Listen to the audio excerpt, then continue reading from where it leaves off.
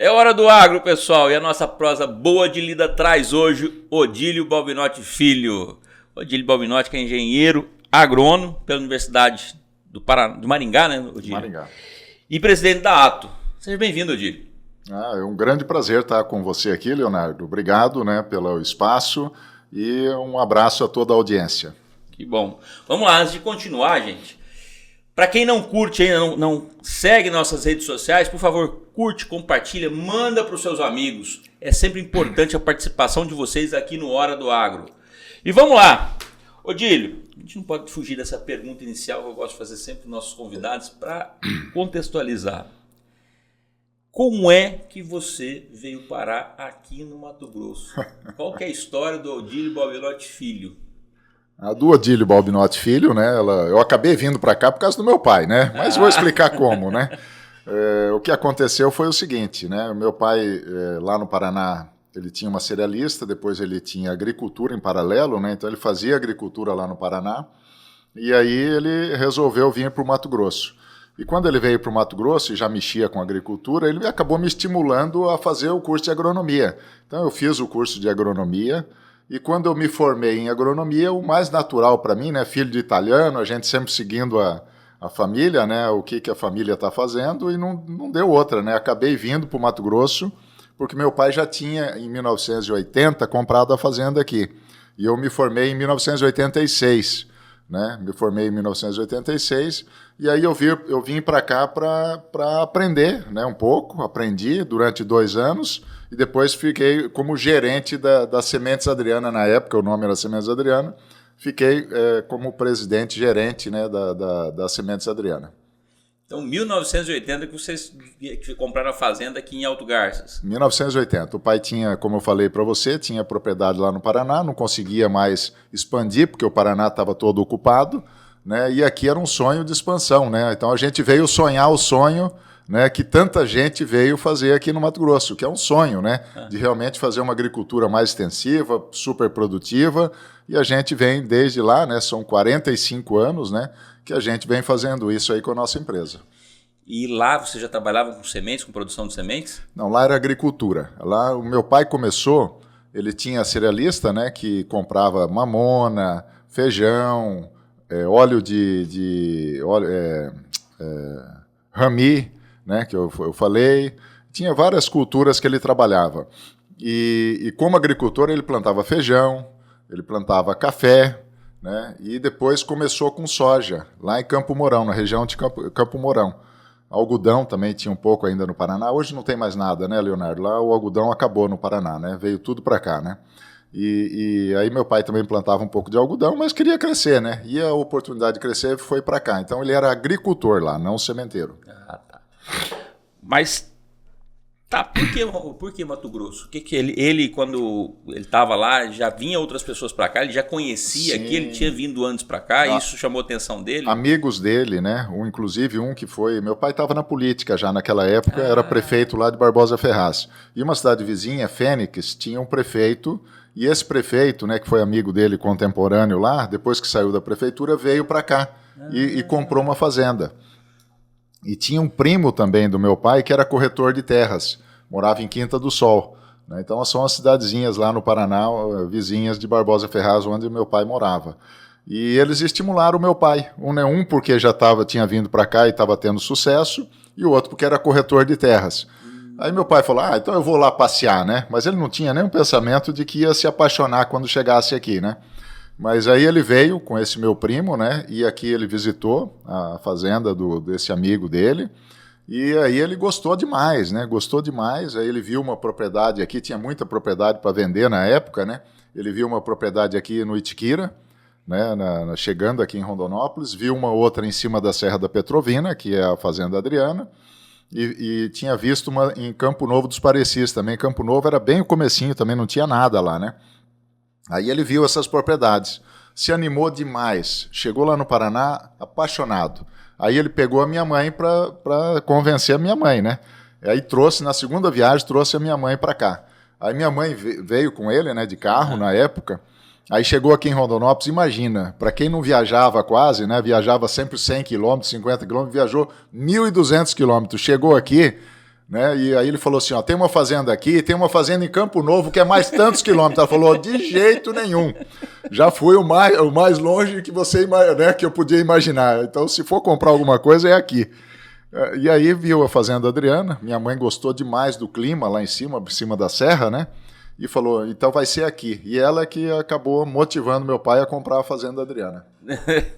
Essa história, eu acho que todo mundo tem as suas histórias, nós temos as nossas também da família. É interessante essas histórias. Mas você está falando, isso foi em 1980.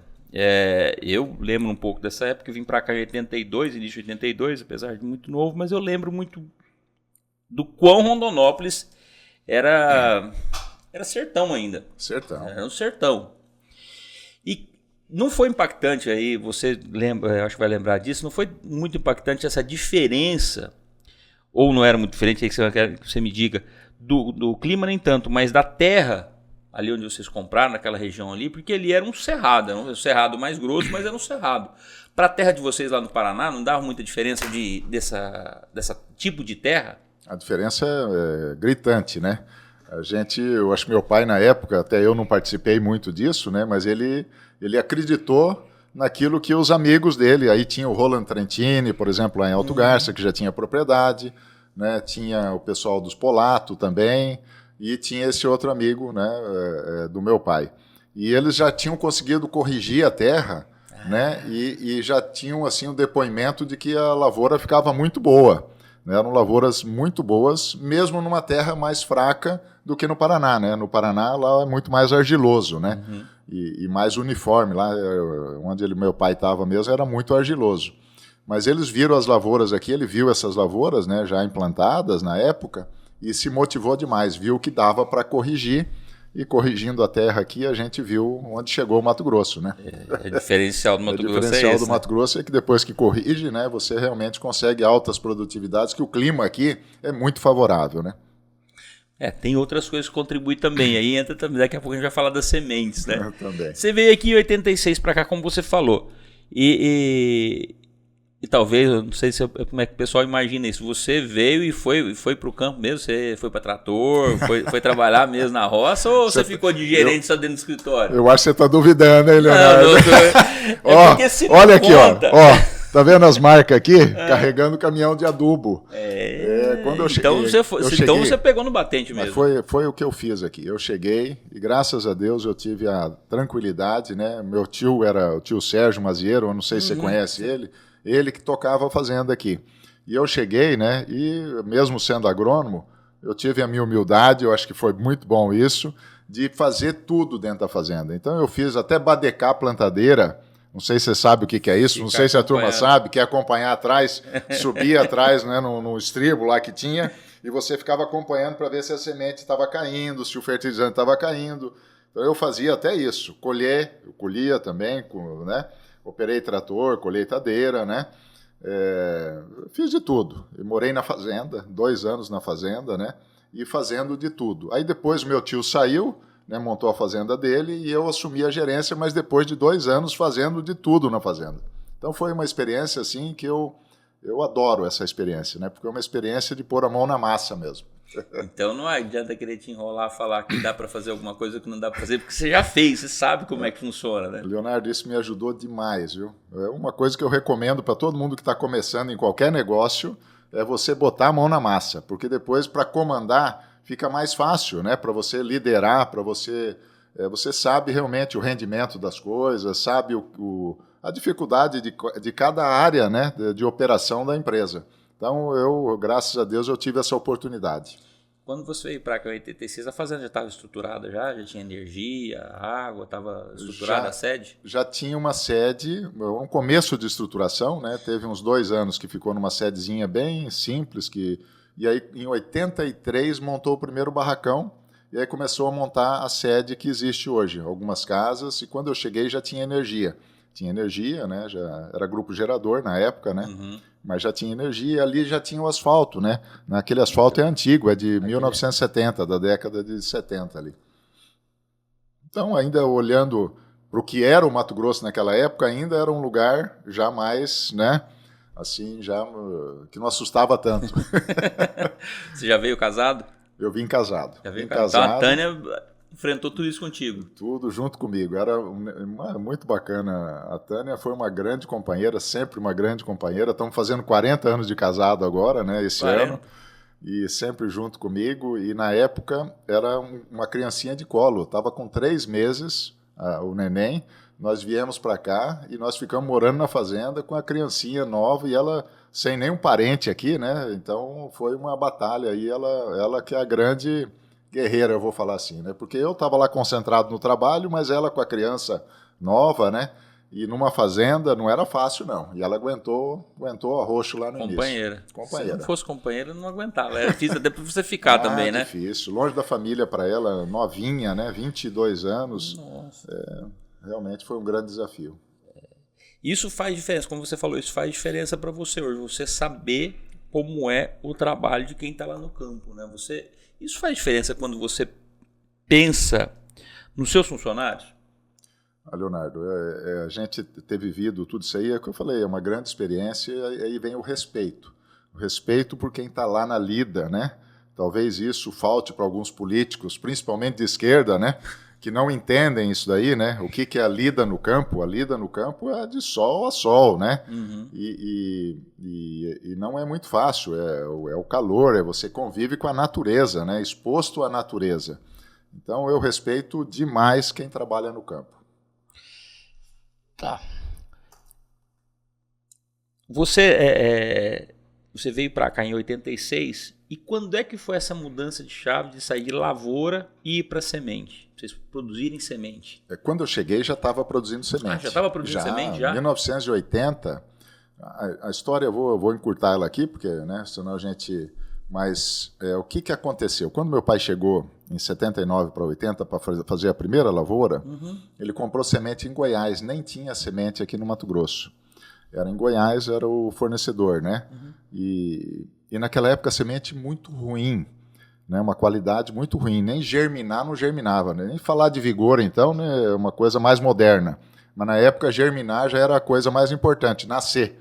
Se tinha vigor ou não tinha, era outra coisa. Não tinha nem tratamento a semente. Não sei o que a gente fala de tratamento, de seleção, nada. Muito pouco. Era uma semente muito rudimentar. E isso estimulou meu pai a produzir a semente. Então ele começou a produzir semente já em 81.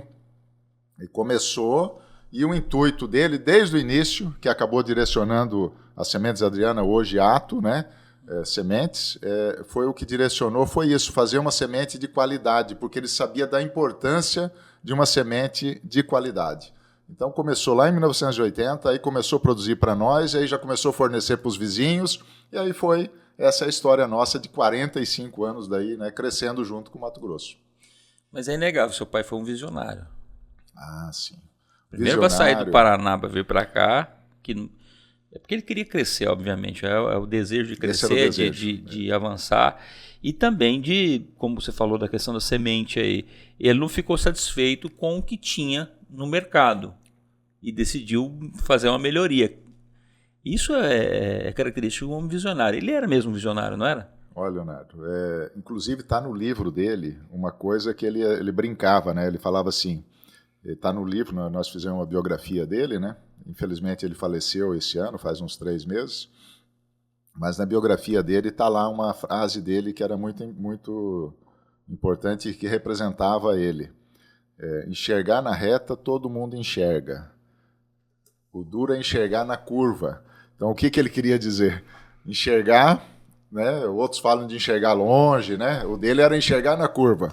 Chegar na curva é ser visionário, é realmente enxergar oportunidades onde a gente, a olho nu, não consegue enxergar as oportunidades. Meu pai sempre foi uma pessoa que enxergou essas grandes oportunidades, né? Graças a Deus, e deixou esse legado para a gente, esse legado, né? Uma empresa bem montada, né? E visionário realmente, né? É impressionante isso. Mas esse é um pouco da sua história também. Você não ficou direto de 86 para cá, você não ficou direto na fazenda não, né? Não fiquei. Então eu vim em 1986, né, para 7. Aí fiquei 2 anos na fazenda, depois fiquei mais 4 anos aqui. Eu que montei o escritório em Rondonópolis, administrativo, em cima do Soares ali. O Soares, sabe o então, Soares ali? O primeiro foi ali em cima do Soares, não era na Amazonas. Não, primeiro foi em cima do Soares, uma salinha lá, eu que montei. aí tinha um funcionário, uma secretária, e aí ficamos um tempo ali, depois nós montamos ali na outra esquina, né? Aqui embaixo, né? E depois fomos para a nossa sede atual. Então fui eu que montei esse escritório, e aí fiquei, na realidade, 6 anos aqui. Nós ficamos 5 para 6 anos, eu e minha esposa. E meu pai estava muito novo, né? Essa é a realidade. Eu querendo, né?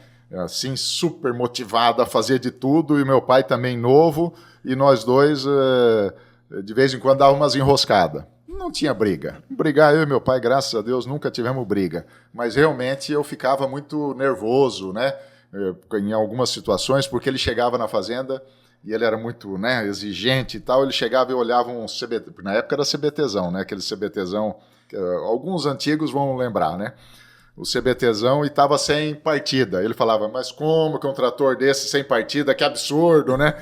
E eu ficava com dor de estômago uma semana por causa daquele trator, né? Porque eu também queria deixar tudo arrumadinho para ele ver, né? Eu sei que na época eu falei, pai, o senhor está muito novo, o senhor toca aí, e o dia que o senhor cansar um pouco, o senhor me chama porque eu adoro aqui e eu volto. E foi isso que aconteceu em 2002. Então, na época, eu voltei para o Paraná, montamos uma farmácia, eu e a Tânia é farmacêutica, né, minha esposa, e ficamos lá daí esse período de 91, 92 até 2002. A farmácia ficou 15 anos, ela ainda ficou um tempo. Aí de lá, nós voltamos para cá quando meu pai chamou de novo. Ele falou, em 2002, ele falou, agora eu estou cansado e eu quero ajuda. Nós falamos, beleza, tá cansado mesmo, então agora eu vou. Aí eu já, graças a Deus, tinha pego uma experiência danada na farmácia, de atender pessoas, de tocar um negócio, eu e a Tânia tocando nós dois sozinhos, o negócio foi um MBA. Sabe quando você faz um MBA do dia? Prática, na prática mesmo. E foi muito bacana. Então, quando a gente chegou com uma boa experiência em software, em coisas em gestão mais sofisticada. E aí nós trouxemos isso para dentro da empresa. Em 2002, 2003 eu assumi, a Tânia assumiu o RH na época, hoje ela é vice-presidente da empresa, né? Assumiu o RH e eu assumi a presidência da empresa. Mas já trazendo esse conhecimento que nós adquirimos lá no Paraná, fazendo gestão dessa farmácia, que virou uma farmácia. Às vezes falo farmácia, o pessoal pensa numa farmácia com meia dúzia de funcionários. Só para ter uma ideia, era uma farmácia com 130 funcionários. Nossa. 800 metros quadrados. Era a maior, na época, a maior farmácia do Brasil, individual, era a nossa. Então era um negócio assim bastante interessante, grande, que deu para aprender bastante. E se você pensar em farmácia, na quantidade de índices que você tem numa farmácia para fazer gestão, aí quando você traz isso para uma fazenda, para um negócio, que na verdade não é só fazenda, você montou, vocês têm hoje uma indústria, né? É uma grande indústria. Uma grande indústria. Essa foi a virada de chave para vocês ou ela já vinha num crescimento na época? Para mim são duas etapas. Meu pai teve sucesso na gestão dele, fez ela crescer até um determinado nível. Quando nós chegamos exatamente no momento que precisava melhorar, sofisticar a gestão, sofisticar, né? A gente fala em deixar uma gestão profissional, e foi o que eu fiz. Eu profissionalizei a gestão para que a empresa pudesse continuar crescendo sem ter percalços, porque muita gente acabou sucumbindo nesse momento. Muitos cresceram, chegou um ponto que perderam o controle da fazenda e acabaram perdendo os negócios. E quando eu cheguei, eu agreguei isso. Estava no limite já, né, de uma pessoa física tocando, e ainda tocando de forma um pouco não profissional, pessoas excelentes, mas precisava profissionalizar. Precisava de software, precisava de gestão, precisava de uma arquitetura, uma organização entre diretores, dividir muito bem as funções, e eu vim com esse conhecimento. Então eu trouxe esse conhecimento, e aí eu acho que foi a grande contribuição minha e da Tânia, foi essa questão de melhorar a gestão, que possibilitou continuar crescendo. E aí crescemos numa velocidade muito grande, nós quintuplicamos o tamanho da empresa nesse período que nós estamos tocando. Será que seu pai já estava vendo atrás da curva? Você falando, eu estou imaginando ele pensando, bom, estou no limite, espera um pouquinho, vamos mudar esse negócio, porque... Eu acho que meu pai sempre foi um visionário, né? Ele não me falou isso, mas ele ficou muito satisfeito, porque, né, era o momento para eu assumir realmente, né? E a gente chegou a essa conclusão e deu tudo certo, graças a Deus. E vem dando muito certo, né? Me impressiona muito, Odílio, quando eu olho para Ato, E eu fiz minha tarefinha de casa, fui lá no site, dar uma olhada, eu sempre gosto de passar lá para dar uma olhada. Me impressiona muito a tecnologia que vocês usam, quanto vocês pesquisam. Então, eu estava vendo lá, 100 mil testes de sementes realizados anualmente no laboratório. Isso é muita coisa. Melhoria, você sempre vê lá novas cultivares. Os números impressionam, mais de 1.000 funcionários, 69 mil hectares plantados. Enfim, o quanto que a tecnologia foi importante ou é importante para vocês no desenvolvimento das sementes? Perfeito, Leonardo. A gente, assim, eu acho que cada empresa acha o seu jeito de se diferenciar. Uhum. E a nossa empresa se diferenciou no mercado e é reconhecida no mercado pela utilização da ciência, por tecnologia diferenciada, ou seja, por uma semente que traz uma carga de conhecimento, né, uma qualidade diferenciada, né? E essa diferenciação foi feita com muita pesquisa, né? Eu me considero, né, antes de ser um gestor, de ser um pesquisador, né? Eu sempre fui um agrônomo que adorava a pesquisa, né? E eu que ajudei a montar o laboratório de sementes na nossa empresa, foi o primeiro laboratório com ISO 17025 do Brasil, né? O primeiro laboratório de sementes com ISO 17025 do Brasil. Foi o primeiro software desenvolvido para laboratório, nós que construímos, eu construí o software junto com eu contratei, na época, né, um pessoal qualificado. Em 2002, montamos o software do LASA, né, que é o nosso laboratório, e para fazer pesquisa. E essa pesquisa sempre direcionada para melhorar a qualidade do produto, para fazer um produto diferenciado. Então, foi assim que nós trabalhamos e conseguimos, né, graças a Deus, conquistar muito mercado, né, sempre com essa filosofia de entregar um produto diferenciado e está lá nos nossos valores, né, com foco no cliente, no resultado, que era outra coisa que meu pai falava. Você quer ganhar dinheiro, você tem que fazer o seu cliente ganhar dinheiro. Ou seja, é um ganha-ganha. Você ajudando o seu cliente a ganhar dinheiro, você também tem a oportunidade de ter resultado. E foi sempre essa filosofia que nos norteou. Produto diferenciado e foco no cliente. Impressionante. Eu estava perguntando para você mais cedo, questão de vigor de semente, que essa é uma curiosidade que eu tenho também, que até eu estava vendo que a Embrapa em 2019 soltou um estudo falando que 79% das sementes de soja tem vigor abaixo de 90%. Eu falei, bom, vigor, a gente fala vigor, fala realmente de força, né? E eu vi que uma das coisas que vocês falam, principalmente falam no site da Semente Exato, é a questão do vigor da semente, que está acima desses 90%.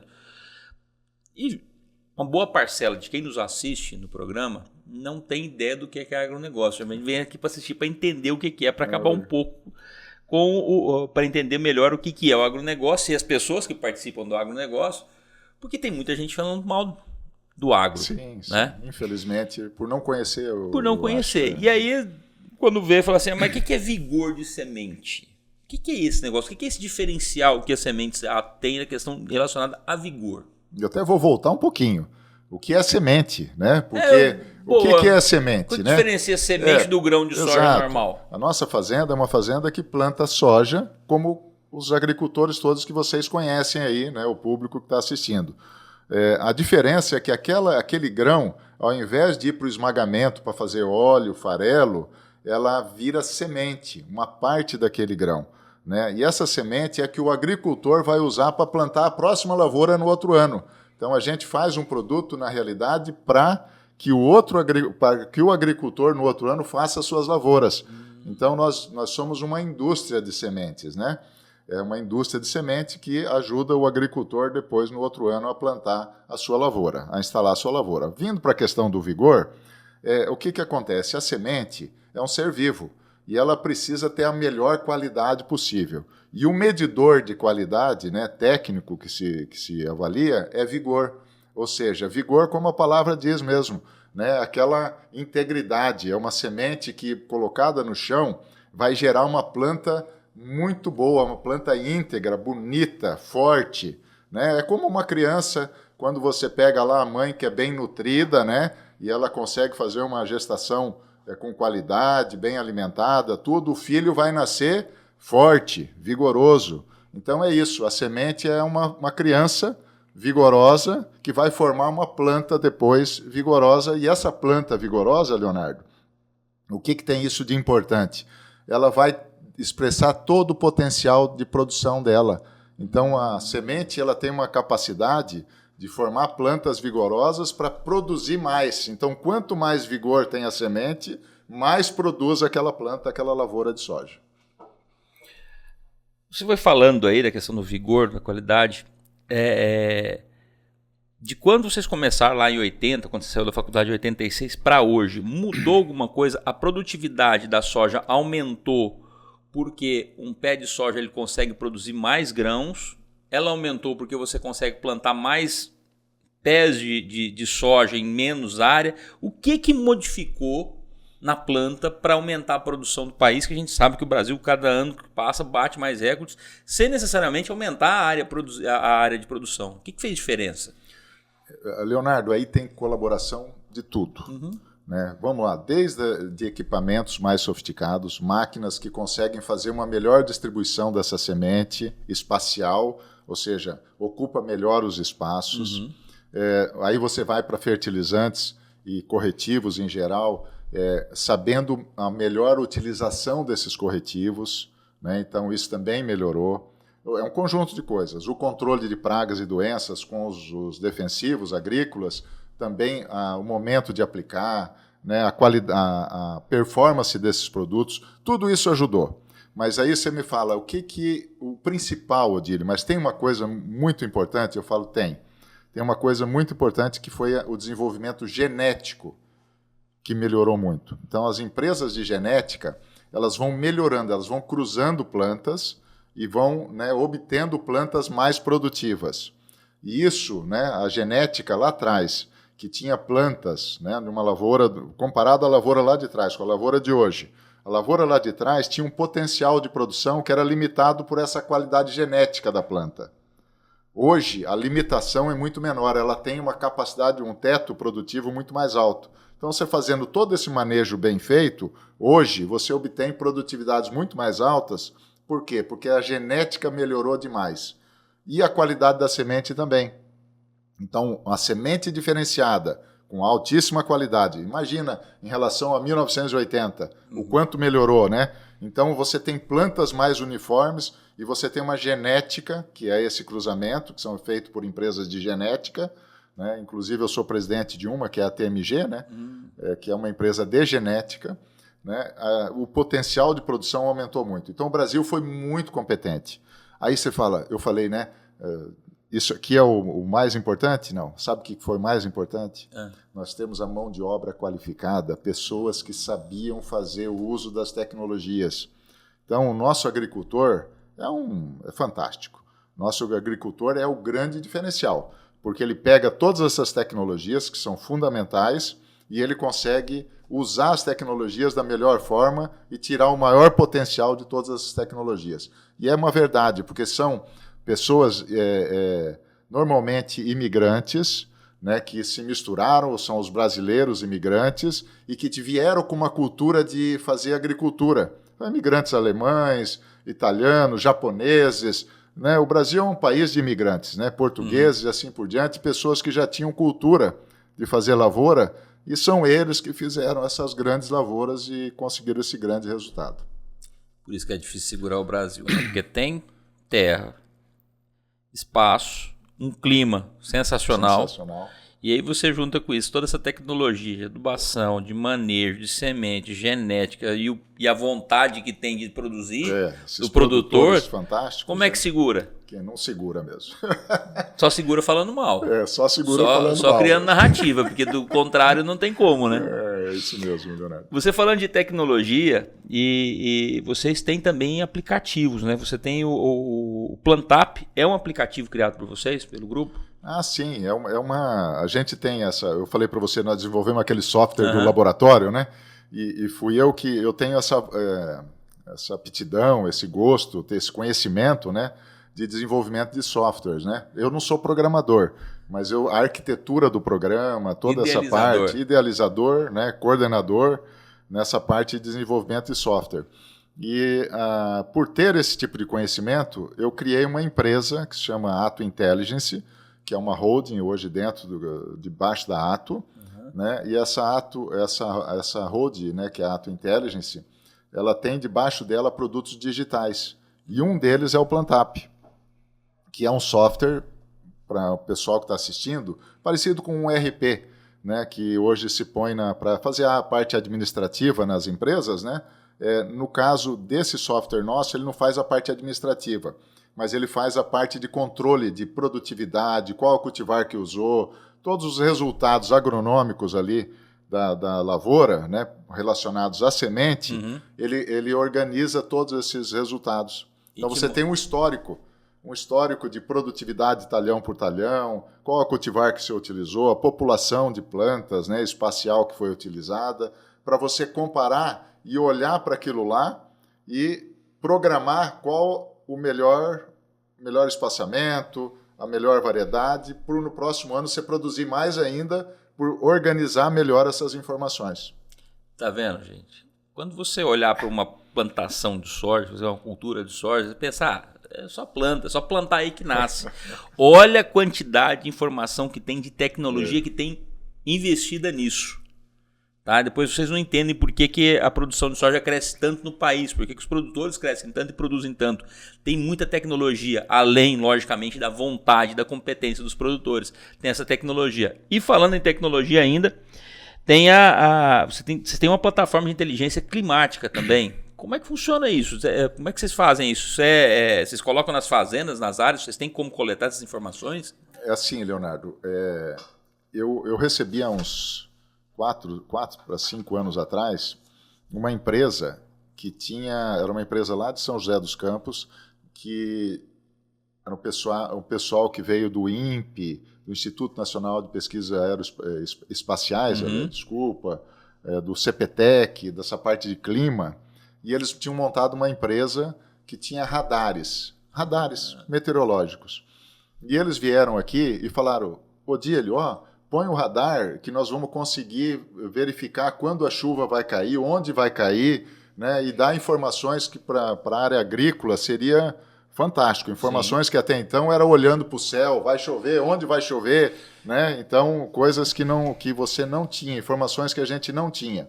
E eu gostei demais daquilo lá. Eu falei, é muito bacana, só que ainda não estava bem adaptado para a agricultura, né? E aí o dono dessa empresa e nós falamos, poxa, eu tenho conhecimento agronômico, conhecimento da propriedade, conhecimento agrícola, e você tem o conhecimento desse radar, dessa tecnologia toda que bem organizada, nós vamos fazer um negócio bacana.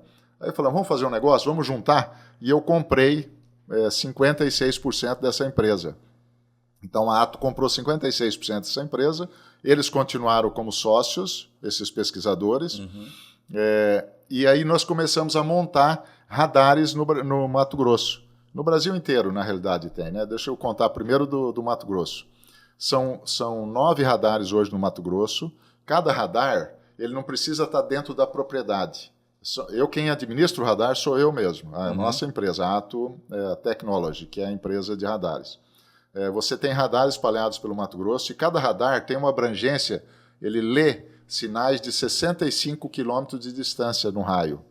Então ele pega 1,5 milhão de hectares cada radar.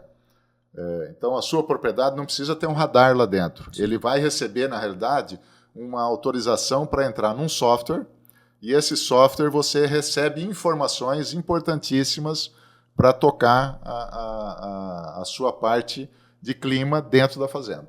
Mais tecnologia. Mais tecnologia. Mas esse radar também, eu ia falar, né? Ele está na Vale do Rio Doce, por exemplo, usa o nosso radar. Né? No Porto de Santos, hoje tem um radar dentro da Vale, que é utilizado para a função de, quando está enchendo os containers lá, o radar avisa, fala, vai chover daqui 15 minutos, 20 minutos, eles fecham, porque não pode molhar enquanto está carregando. Então serve para uma outra finalidade, mas também é utilizado em portos e agora também em mineradoras. Nós estamos com um contrato agora fechando também nessa área. Bem interessante. É muito interessante. E para quem está nos assistindo não tem noção de quando a tecnologia tem envolvida na questão do agronegócio. Não fica pensando que agronegócio é só enxada. Tem gente que deve pensar até hoje que é enxada. O pessoal fica na enxada, vamos derrubar mata. Essa é uma outra diferença, Odílio. A gente vê a questão que o pessoal gosta de criticar o negócio contra desmatamento. É impressão minha ou a gente consegue aumentar ano após ano produção sem necessidade de ficar abrindo novas áreas? São vários aspectos importantes relacionados à questão ambiental, né? A primeira é essa que você falou, né? Esse aumento de produtividade dentro de uma área significa o seguinte: eu estou produzindo mais dentro da mesma área. Se eu produzo mais, eu preciso abrir menos áreas. Então, teve uma economia gigante de aberturas de área para essa produção que nós fazemos hoje, exatamente por toda essa tecnologia que foi investida. Esse é um aspecto, né? O segundo aspecto, que às vezes o pessoal não conhece, é que nós temos um código florestal que é considerado um dos mais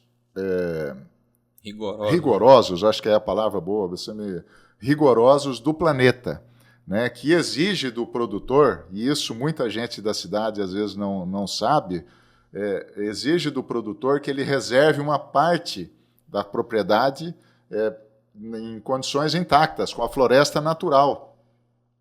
Então, hoje, por exemplo, na região amazônica, um agricultor que tenha lá 100 hectares, ele só pode usar 20 hectares para lavoura, os outros 80 hectares ele tem que preservar. E ele é responsável, Leonardo, isso o pessoal às vezes não sabe, ele é responsável pela conservação, pelo cuidado dessas áreas. Então não pode pegar fogo, não pode ter desmatamento ilegal, às vezes alguém que entra lá na área e faz alguma coisa, ou seja, não pode ter nada. Ele é responsável por essas áreas e não recebe nem um centavo por isso, porque poderia receber por serviços ambientais, porque ele está prestando um serviço ambiental para a sociedade, que é cuidar dessas áreas. Mas vou dizer para você o seguinte: o agricultor cuida dessas áreas, dessas reservas, com muito carinho. Sabe por quê? Porque quem entende mesmo de natureza é o agricultor. E o agricultor sabe da importância de cuidar da natureza, porque a natureza preservada, né, e ao mesmo tempo produção de alimentos, que é uma necessidade para o ser humano, né, precisa de alimentos, mas com a natureza preservada nós temos longevidade, né, nós temos realmente uma coisa que nós podemos o resto da vida, né, a gente produzir nessas áreas, né? Perfeito. Você falou, a gente estava falando, já falou dessa parte de meio ambiente, de tecnologia. As pessoas criticam muito o agronegócio, e aí eu quero a sua impressão quanto a isso. Isso é falta de conhecimento ou é muita gente que não entende falando mal e contaminando a cabeça de quem está fora? Eu acho que tem um pouco de tudo, né? Se a gente pegar, tem a questão ideológica, né, bastante importante, que a esquerda, né, o pessoal de esquerda, os progressistas aí, eles têm uma visão equivocada, né, da agricultura. Eles têm uma visão de que não precisaria de agricultura. Só que eles esquecem que eles precisam comer, né? Mas, de qualquer forma, é uma visão preconceituosa, né, e ideológica. Então, existe isso. Né? Isso é muito representado pelos partidos de esquerda, o PT, PSOL, Rede, esses partidos, né, de esquerda no Brasil. Agora, tem realmente uma parte da população que é influenciada por esse pessoal e acaba ficando com uma visão distorcida do agro, né, exatamente por causa dessas falas, né, porque são bombardeados por falas que distorcem a realidade. Eu ouço falar, por exemplo, que o uso de agroquímicos, né, ou de defensivos, ou de agrotóxicos, como queira, não importa, né, que são utilizados para controle de pragas e doenças, né, nas lavouras. O Brasil usa demais, né, não sei o quê, que isso contamina, né? Aí eu vou dar um exemplo. No Japão, usa-se por hectare de terra 9 vezes mais do que se usa no Brasil. E sabe o país que mais as pessoas vivem no mundo? O Japão é um dos países que mais tem longevidade e usa 9 vezes mais do que no Brasil. Então, existe muita, assim, coisas que acabam induzindo as pessoas a ter um preconceito, né, contra a agricultura. A nossa agricultura, lógico que nós queremos diminuir o uso de defensivos, né? Quanto menos você usar, melhor. E tem um caminho para isso, E o caminho já está acontecendo, que é o uso de biológicos.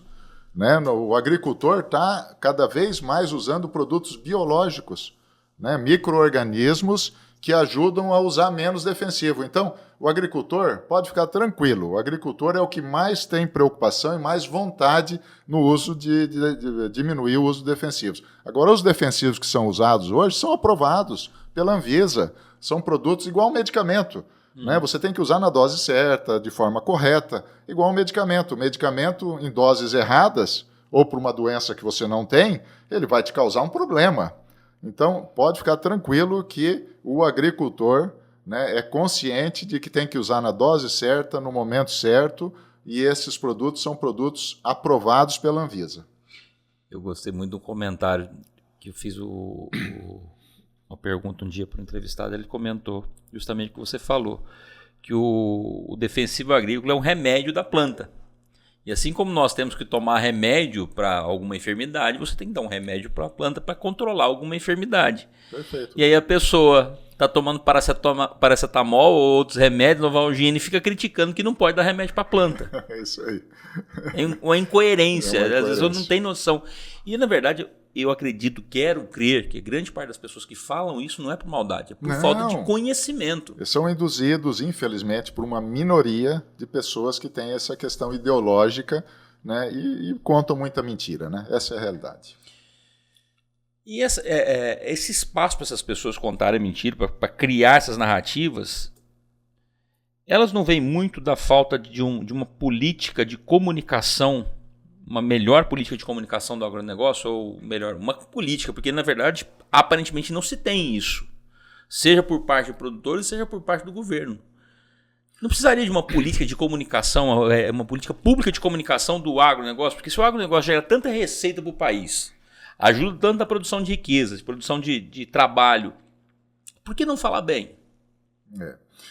Eu tenho uma visão seguinte, se pegar um programa igual esse, que não existia, agora existe, felizmente, é um lugar para se conversar com a população, né? Um lugar para se esclarecer. E eu acho que isso aumentou bastante, viu, Leonardo? A segunda coisa, então, acho que esse é um grande canal, né? São canais espalhados pelo Brasil, né, que estão fazendo esse mesmo tipo de comunicação que não existia antes. Isso ajuda na conscientização. E nós precisamos de governantes políticos que falem a realidade do agronegócio. E nós tivemos 2 anos do Temer e tivemos 4 anos do governo Bolsonaro. Nesses 6 anos, mudou muito a imagem do agro no Brasil. Hoje não é a mesma imagem que nós tínhamos lá atrás.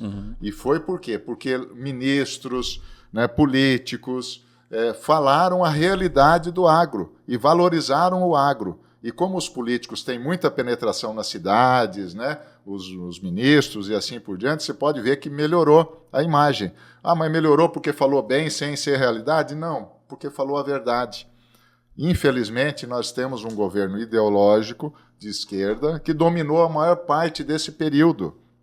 Né? Se você pegar depois do ano 2000 para cá, teve muitos anos de governos de esquerda preconceituosos em relação à agricultura, mas eu acredito o seguinte, que nós temos que, quando tiver um governo, nós precisamos estar conscientizando independente do governo, Sim. Mas procurar ter governos que realmente sejam a favor do empreendedorismo, a favor do agronegócio, a favor da produção de riqueza e de oportunidade para as pessoas.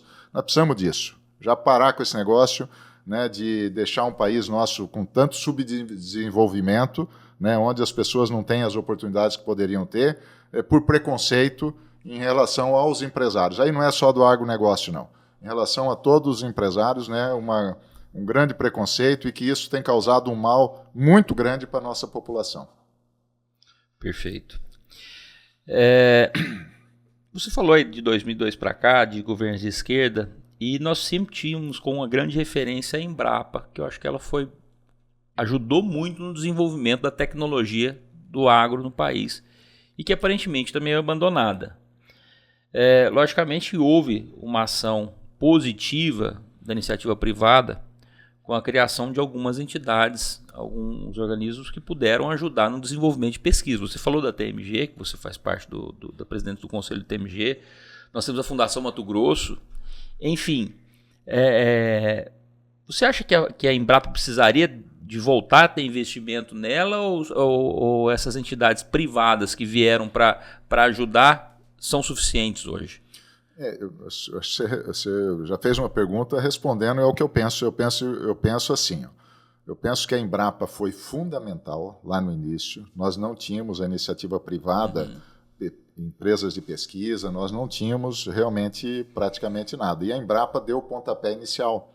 Ela que introduziu a soja no Brasil, ela que adaptou a soja a regiões como a nossa e outras culturas. Então a Embrapa foi o grande gerador de tecnologia no início.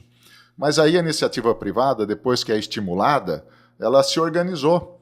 Ela se organizou e realmente ela faz hoje, a Fundação Mato Grosso, que eu fui presidente por 10 anos, ela faz um trabalho regional, né, daquilo que a Embrapa fazia até então, quando tinha só ela. Né? Então, isso foram iniciativas tipo a Fundação Mato Grosso pelo Brasil inteiro. E outras empresas privadas, igual a Fundação Mato Grosso, ou empresas privadas que não são fundações, né, empresas mesmo, que não são fundações, também foram montadas. Então, consultorias, e o agro se organizou muito na geração de tecnologia. Então, a Embrapa ficou um negócio meio no vácuo.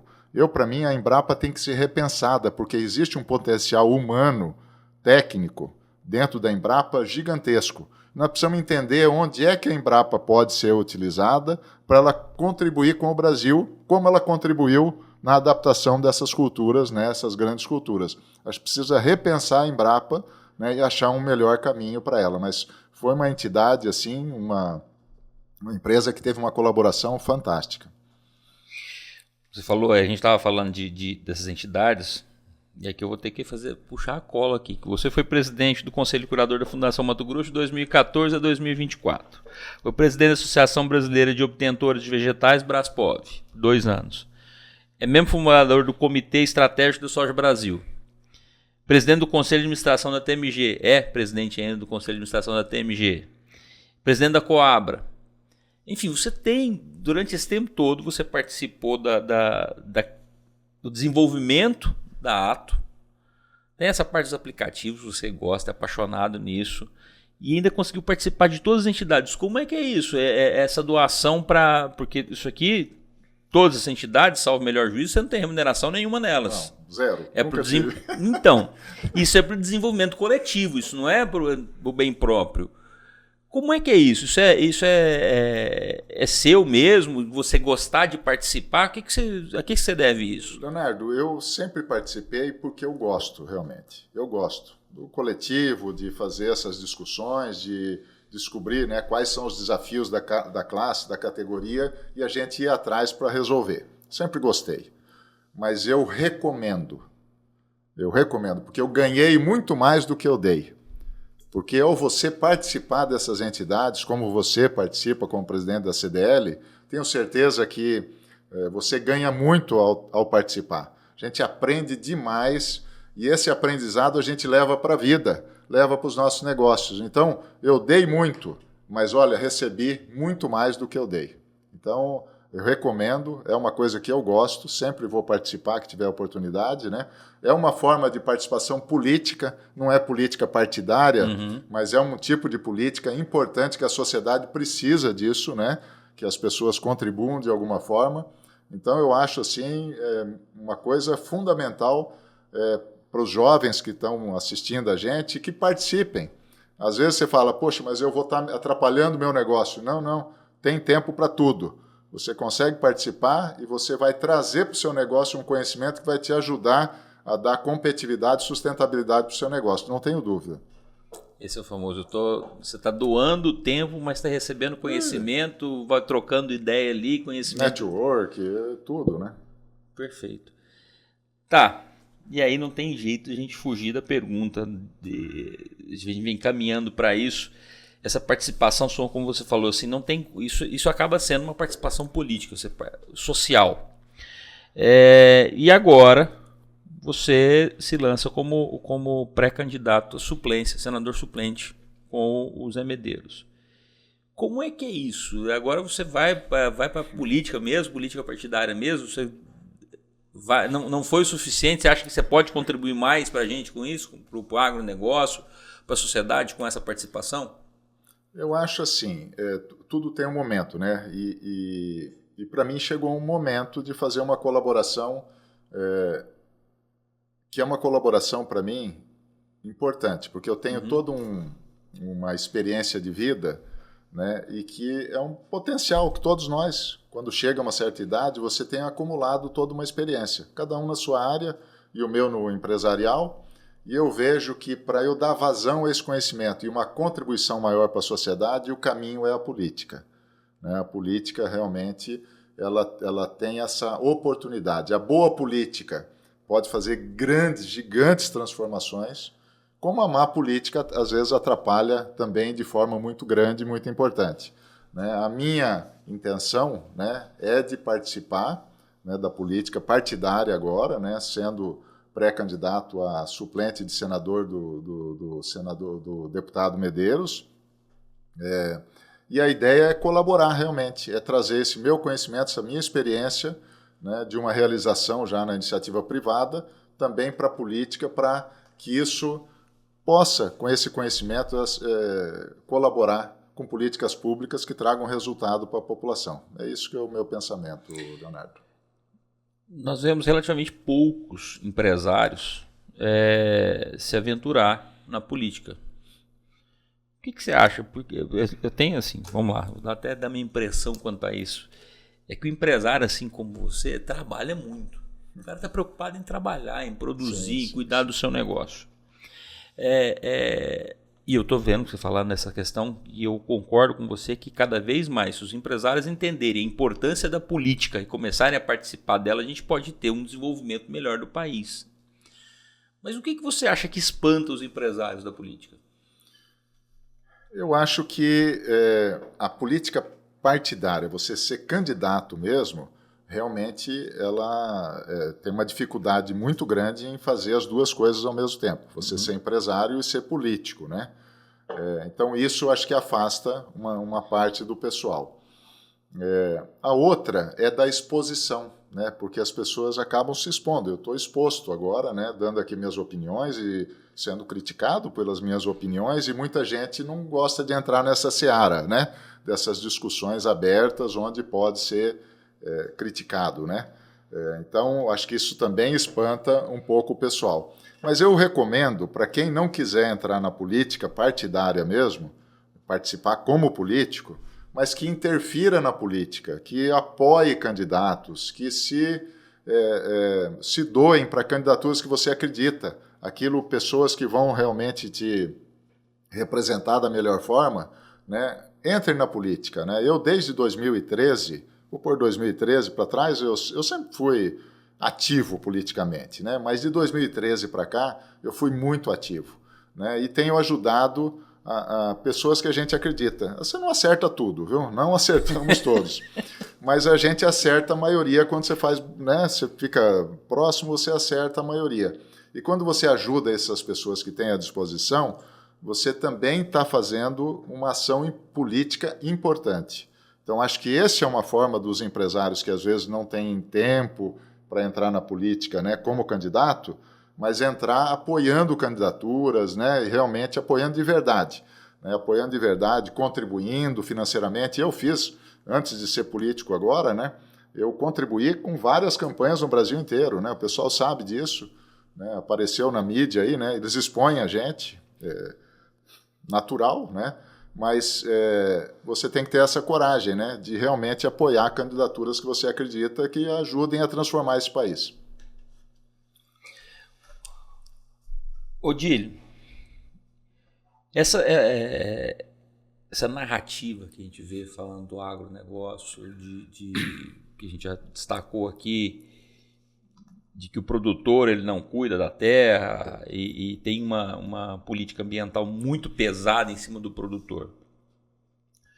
A gente sabe que o suplente ele não é o senador, mas logicamente que em conhecendo também o Zé Medeiros e a sua referência como alguém que entende do agronegócio, obviamente que ele vai tomar a opinião de você contigo em alguns assuntos, em especial assuntos ligados ao agronegócio. O que você acha que pode ser feito diferente no país para melhorar isso, para que a gente tenha uma comunicação melhor ou que as pessoas não vejam o agronegócio tanto como o vilão da história? Olha, Leonardo, voltando, eu penso que esse tipo de conversa aqui tem que ser feita com mais frequência, né? Uhum. Nós temos a Frente Parlamentar da Agricultura, também ajudou bastante, que tem uma comunicação bacana, né, que todo dia faz a demonstração, né, da importância do agronegócio também. A CNA, a OCB, né, as nossas grandes instituições aí que representam o agro a nível de Brasil. Acho que todos eles têm responsabilidade sobre isso. Nós precisamos fazer essa comunicação. E eleger pessoas que entendam, né, que tenham vontade de entender e que não tenham preconceito contra o agronegócio. Acho que essa é uma forma, porque essas pessoas conversam demais com a população, né, e essas pessoas têm condição de fazer a boa comunicação, realmente demonstrar a grande contribuição do agro. Não tem eu vou contratar a Globo, vou contratar a SBT, o Record, não sei o quê. Eu acho que também faz parte, mas não é isso.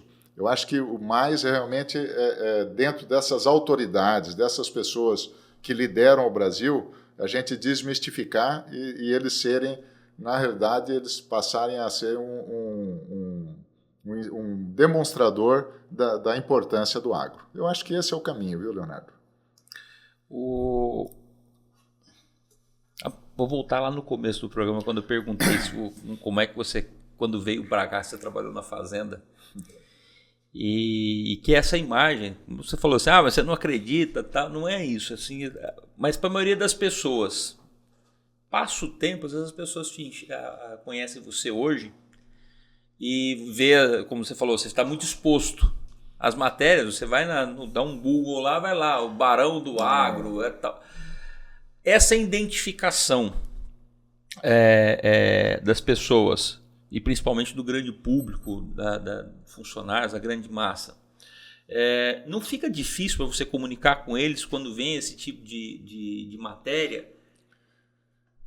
Então, Leonardo, a gente tem que estar preparado para isso, né? Sempre aparece lá o Barão do Agro, o Rei da Semente, isso. Não sei o quê. Eu imagino que o pessoal põe esse adjetiva dessa forma para chamar a atenção do público. Mas isso é pejorativo, né?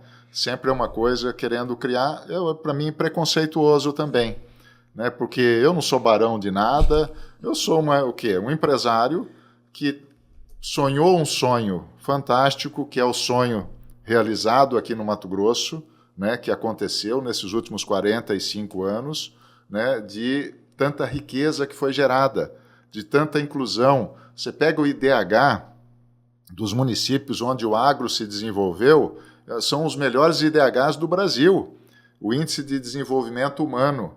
Ou seja, não foi eu que ganhei só como empresário, mas toda a população ganhou com esse desenvolvimento e esse crescimento empresarial que nós tivemos no Mato Grosso através do agro.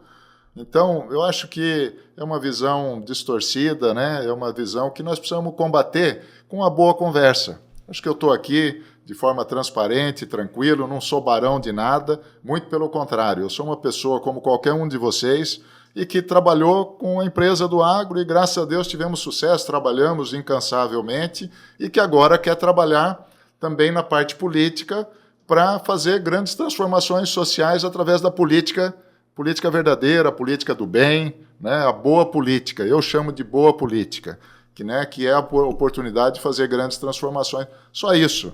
Não levem esses adjetivos, né? Porque isso aí é mais para pejorativo do que qualquer outra coisa, né? É mais para tentar atingir a imagem. Atingir a imagem, né? Eu não sei se vale, o meu depoimento vai valer muita coisa, que eu sou um pouco até suspeito para falar para o Odílio. Mas ele é um cara extremamente simples, viu, gente? Não é. Podem falar, vocês podem ver essas matérias aí, mas o Odílio é um cara muito acessível. Até engraçado isso, quando fala, não, eu conheço o Odílio. Você conhece o Odílio? Eu conheço, o Odílio é um cara acessível, bom de conversar. Eu falo, não, mas o Odílio é um cara, ele parece muito rico. Parece... Não é. Acreditem no que eu estou falando e busquem informações melhores sobre o Odílio e sobre produtores em geral. A grande diferença dos produtores, e o Odílio, você pega a história dele, é isso, é o tempo que eles vieram para cá. Essas pessoas tiveram sucesso porque se dedicaram. Vieram para cá quando o Mato Grosso era um sertão. Ele contando quando o pai dele, até há histórias na região ali de Alto Garça, que aquela região era tão ruim para quem olhava naquela época, e eu presenciei vários negócios nesse tipo, que as pessoas preferiam ficar ali no vale, ali em Guiratinga, que era terra de cultura, aquela Pedra cultura Preta, do vale, Guiratinga. Pedra Preta, a hora que você descia a serra, mas não queria aquele alto, não. Aquele alto ele brincava que era só para criar calango, que era muito ruim. É isso mesmo. E pessoas que vieram do sul, do Paraná, do Rio Grande do Sul, que decidiram abrir aquele cerrado, apesar de não ser o cerrado mais grosso que a gente fala, mas se sacrificaram para isso, investiram nisso, obviamente que vão ter sucesso. E não é porque a pessoa teve sucesso que ele também não vai poder aproveitar desse sucesso. É só essa diferença, gente. Não é outra coisa. Não pensem que Odílio é sobrenatural.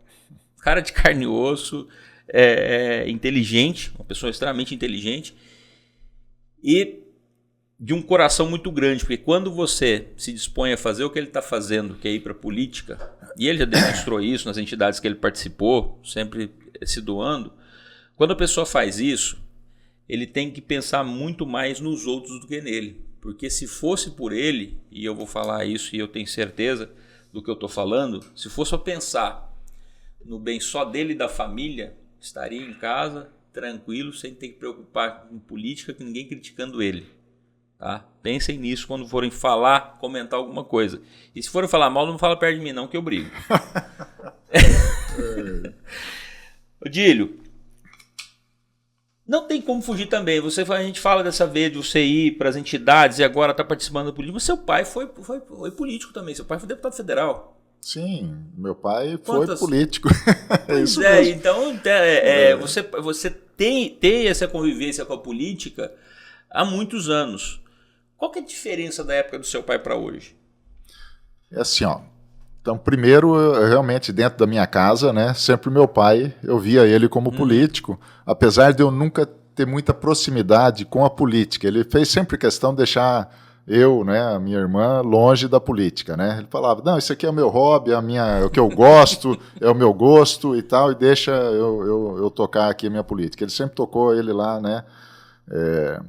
E na época dele era um pouco diferente de hoje realmente, né? Um pouco não, bastante diferente. Hoje está mais em voga a discussão ideológica, né?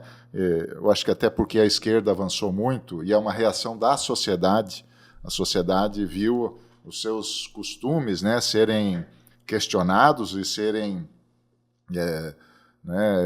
julgados, né, vamos pôr assim, né? A questão religiosa, a questão das liberdades, né, tudo isso sendo questionado, então houve uma reação forte da sociedade e os políticos que vêm com esse pensamento, então criou uma contraposição. Então hoje realmente nós temos um embate ideológico que eu acho importante. O pessoal fala, não, mas isso... Não, eu acho para mim é super natural. Eu acho que a sociedade só ganha com esse embate, né, porque é um embate que vem as ideias. E aí você, poxa, eu gosto mais dessa ideia, ou me adapto mais a essa e tal, você consegue enxergar melhor. Lá para trás era tudo misturado, né?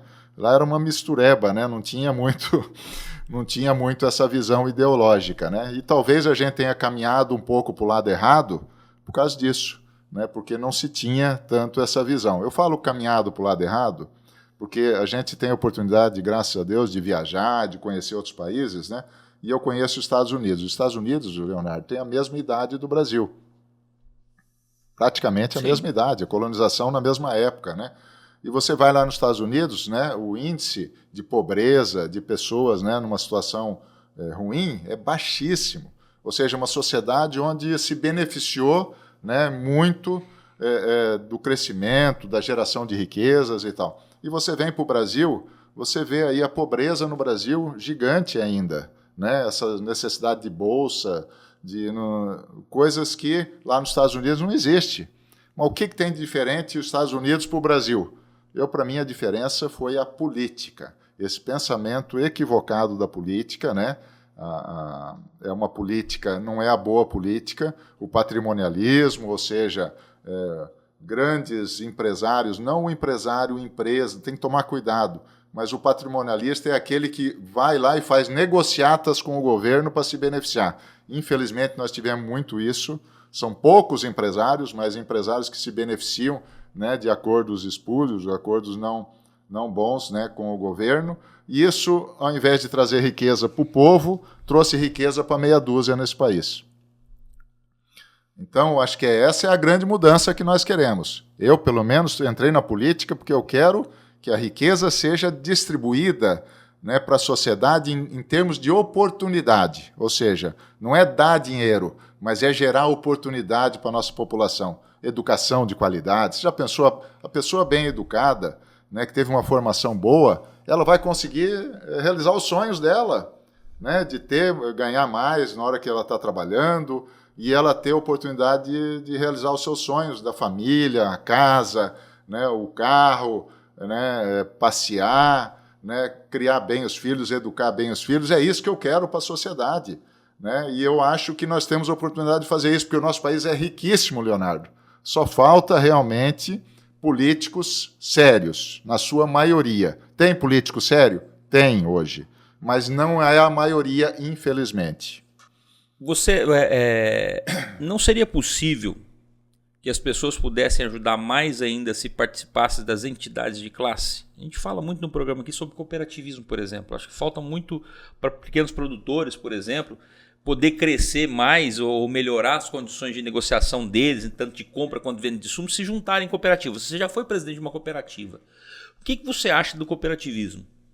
O cooperativismo é uma das formas associativas das que mais dão resultado no mundo. Você vai na Europa, tem muita cooperativa, a gente importou muito da Europa, esse modelo, né? E é um modelo muito bacana. A gente tem muitas cooperativas, Leonardo, que foram montadas nos últimos anos no Mato Grosso e que estão com enorme sucesso, onde pessoas se juntam com a mesma necessidade, vamos por assim, né? No caso de agricultores. Então, é muito comum em agricultores, mas poderia ter em outras atividades também. Sim. Mas tem cooperativas financeiras, né, que nós temos, Sicredi, Cicobi, Cressol, ou seja, tem diversas, né, cooperativas de crédito também.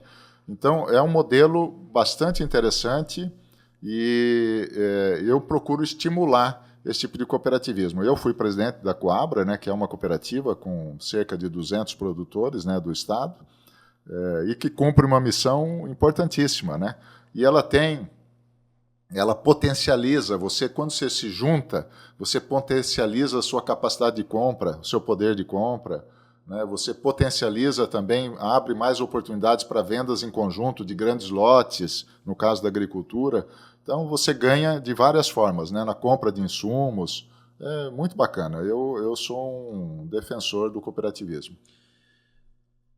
Mas participar dessas entidades, principalmente na diretoria dessas entidades, também é uma forma de política, não é? A pessoa tem que ser um político para fazer isso. Quando eu digo político, não político partidário, como você falou, mas a pessoa que sabe fazer relacionamento, que sabe negociar, que sabe administrar todas as pessoas que estão ali com ele. Eu não tenho dúvida de que tem perfis, né? Perfil de pessoas que têm mais facilidade. Mas eu estimularia todo mundo a participar, porque você aprende, né? Se você ainda não é uma pessoa que tem esse perfil, né? Não se assuste. Entra, começa a colaborar, tem espaço para todo mundo que quer colaborar. Eu nunca vi, em nenhuma associação que eu participei, cooperativa, quando alguém quer colaborar, abre espaços para ele, né? Sim. Porque não é fácil você conseguir pessoas para colaborar. Então, quando quer colaborar, encostou, começou a ajudar, tem espaço. E é aquilo que eu falei, você ganha muito mais do que você dá, né? Você ganha, você aprende a viver em grupo, faz um network bacana, né? O relacionamento seu melhora e você consegue ter benefícios que você não teria estando isolado. E é uma grande escola também. É uma escola. Quando você fala, é uma grande escola de relacionamento, de política. Sim. Nesse sentido. Odílio, por que você acha que os produtores podem ajudar na política brasileira? Eu acho que os produtores têm ajudado bastante na política brasileira pelo perfil empreendedor, né? O agricultor, ele é um empreendedor nato. O que sobreviveu é um empreendedor de sucesso, porque também não sobreviveram todos, né? Nem todos. Nem todos conseguiram progredir, né? Tiveram dificuldades pelo meio do caminho e ficaram pelo meio do caminho. Mas os agricultores, em geral, hoje, são pessoas que venceram, que tiveram a dificuldade, que aprenderam muito, né? Tiveram muita dificuldade para chegar onde chegaram. E a colaboração deles na política é exatamente pelo respeito que eles têm pelo empreendedorismo, pela geração de riqueza, oportunidades, empregos, né? Então eles viram como pode transformar a vida das pessoas, né? E tem o aspecto também conservador. Eles são pessoas que não querem mudanças radicais, eles querem as mudanças com calma, mudanças pensadas, né? Então são conservadores, sim, né? Gostam da liberdade religiosa, né? Gostam da liberdade individual, ou seja, eles têm um pensamento muito bacana e que tem ajudado demais na resistência, né? Porque eu defendo esse lado. Então, a resistência que eu falo é porque eu defendo esse lado. É um lado que eu acho que a gente tem que respeitar o empreendedor, nós temos que criar um país de oportunidades e de progresso, né? É isso que nós precisamos criar. E ele entrou na política incentivando candidatos com esse pensamento. Então, o agricultor, com certeza, hoje, é fundamental para esse pensamento político de direita, né? Apesar de ser época diferente, porque eu te perguntei da diferença da política na época lá do seu pai, do seu Odílio, para hoje, qual que é o principal valor da política que você traz do seu pai? A honestidade. Eu falo que um dos maiores males, né, que nós temos na política é a corrupção, né? É o dinheiro chegar lá, né, porque eles vêm aqui, buscam no nosso bolso através de impostos da população inteira, do comércio, da indústria, né, e da população diretamente, e levam para Brasília. E depois esse troço não volta. Fica enroscado no meio do caminho, Leonardo. Some e chega aqui para nós, né, para a população que pagou o imposto e que está esperando do governo uma gestão da educação, da saúde, da segurança com qualidade, não chega esse dinheiro, né? E o meu pai me deu esse grande exemplo. Ele passou pela política e saiu, né, depois de quase 40 anos, tranquilo, sem nenhum processo, sem nada.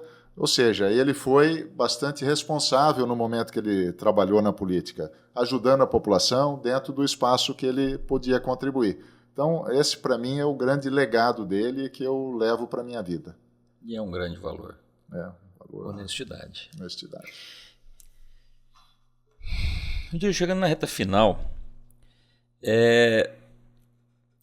duas coisas. A primeira, se tem alguém assistindo hoje que seja do agronegócio ou que não seja do agronegócio, mas que ainda acredite que esse país pode melhorar, que a gente pode ter como principal valor a honestidade, fazer com que o dinheiro que nós paguemos todos os dias de impostos, que são tomados, na verdade no imposto não tem conversa, ele é imposto, ele é tomado da gente, e que vai para o Estado e depois não volta ou dificilmente volta para nós em benefícios, mas que essa pessoa que tem um mínimo de vontade ou disposição de participar da política assim como você está fazendo agora.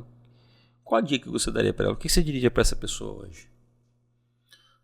Eu acho que você está tomando uma decisão que ela não é simples, ela é difícil, é desafiadora, mas que ela é muito bacana, ela é necessária, vamos pôr assim, né, no nosso país.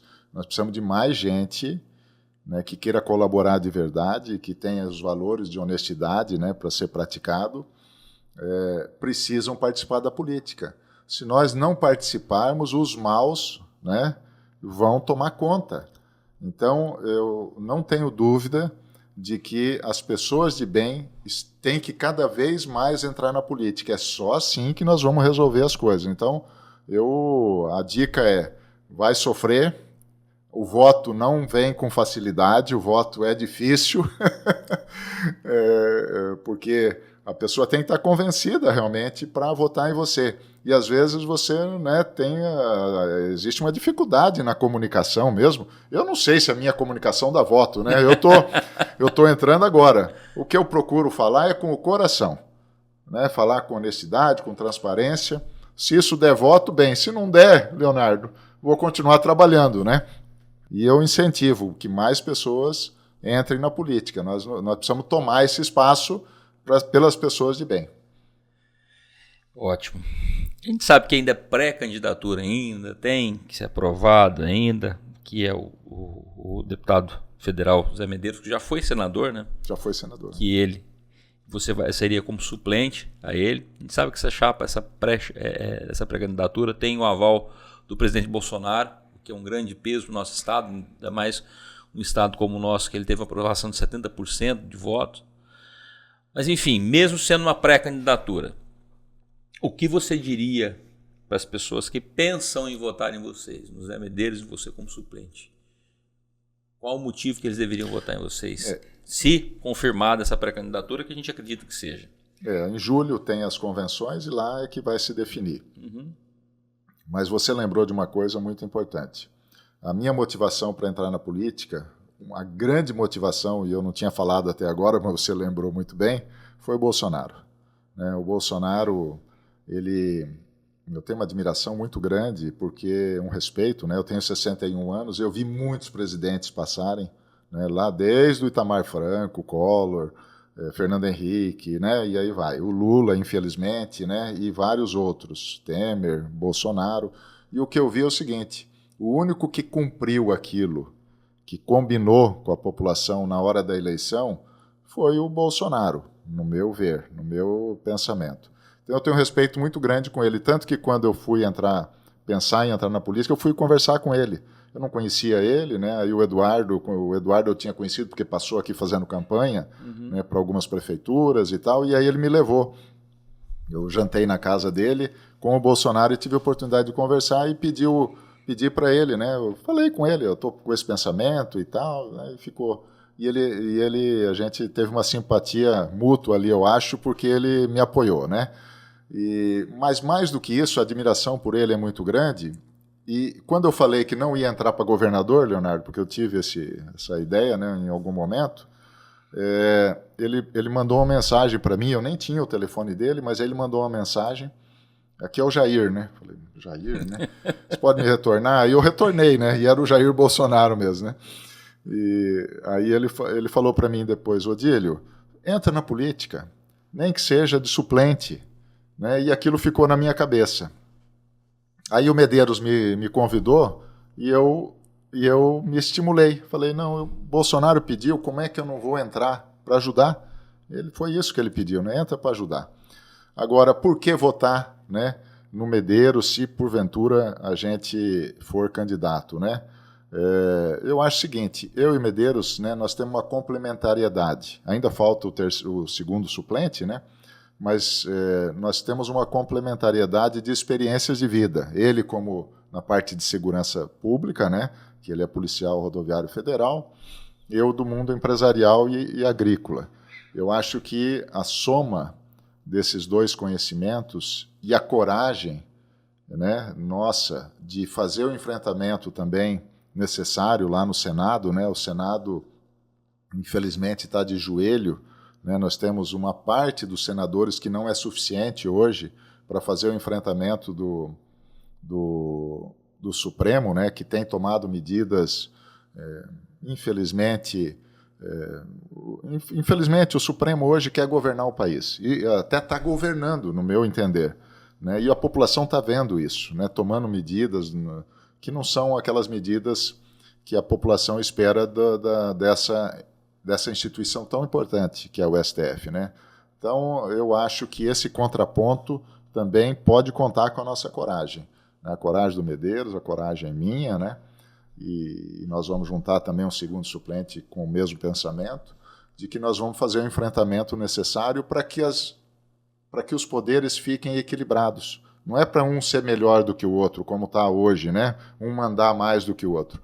para que realmente equilibre os poderes e a gente faça uma democracia plena, de verdade, né, que é o melhor governo, é o que o povo quer, né, uma democracia plena. Então, através de senadores com esse perfil, e que o Medeiros tem esse perfil, pode ter certeza que vai ser nesse caminho, né? Excelente. Até complementando, eu conheço um pouquinho do Zé Medeiros também, porque ele foi meu aluno. Eu fui professor de Direito, o Zé Medeiros foi meu aluno, ele brinca, fala, meu professor, eu fui professor dele mesmo. E ele foi professor também. Ele foi professor primário. Aqui, tanto que ele foi professor da minha esposa. Então ele também tem conhecimento da parte como professor. Aí vocês podem perguntar, mas o que Hora do Agro está falando e acabou caindo na política? É porque não tem como fugir disso, gente.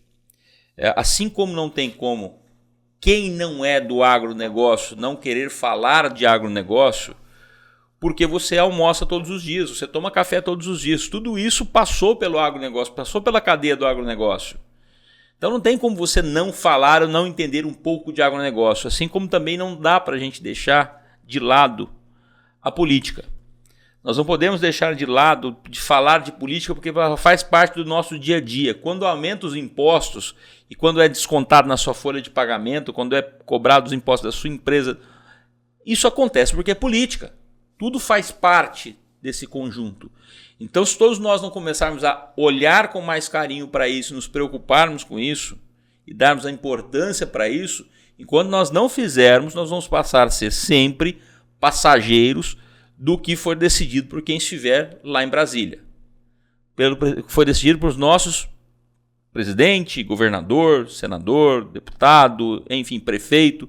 Temos que participar sim da política, quer de um jeito ou de outro, falando sobre ou opinando sobre. Então fica a dica para vocês, assim como no agronegócio você não pode fugir, você não tem como fugir da política também.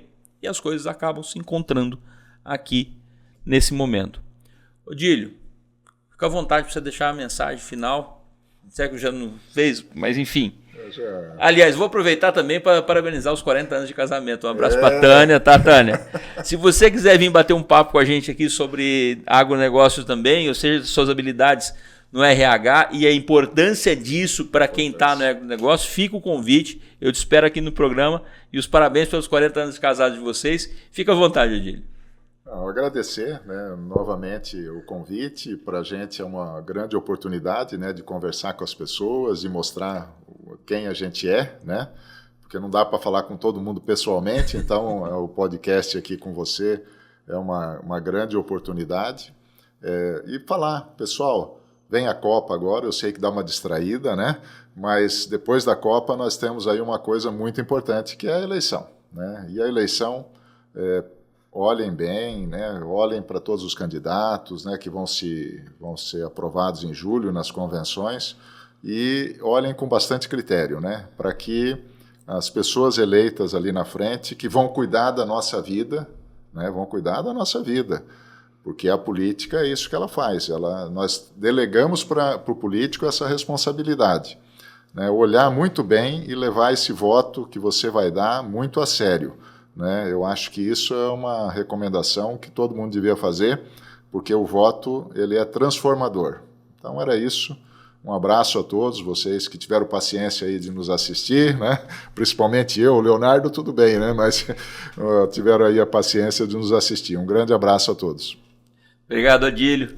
Obrigado à nossa audiência. É por isso que essa prosa sempre boa de lida está com vocês toda semana. Você que ainda não nos acompanha, começa a curtir nosso canal, siga e compartilha. É importante a sua manifestação, que você deixe seus comentários.